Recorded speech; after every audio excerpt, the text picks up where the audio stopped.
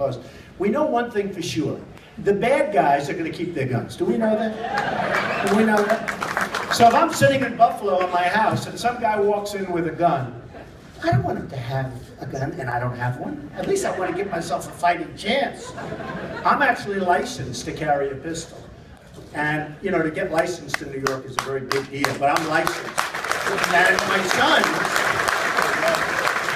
you know, I love God. My sons love shooting, and they love hunting. Eric, in fact, a couple of the people say, oh, I know Eric. They all know Eric because he's a hunter, and he's up, and they go hunting together. But they're both members of the NRA. They're phenomenal shots.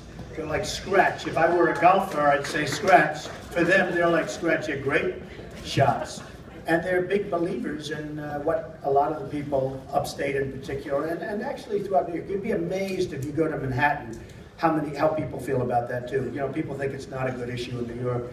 The fact is, you need protection. You need, aside from hunting, aside from this, aside from all of the things that people think about.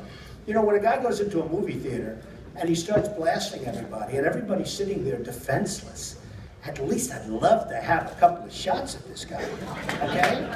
And it's amazing. You know, it's amazing.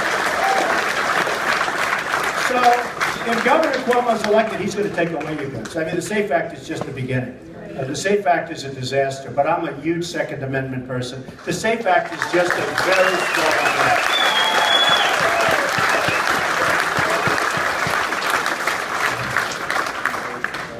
So, we have something called the Empire State.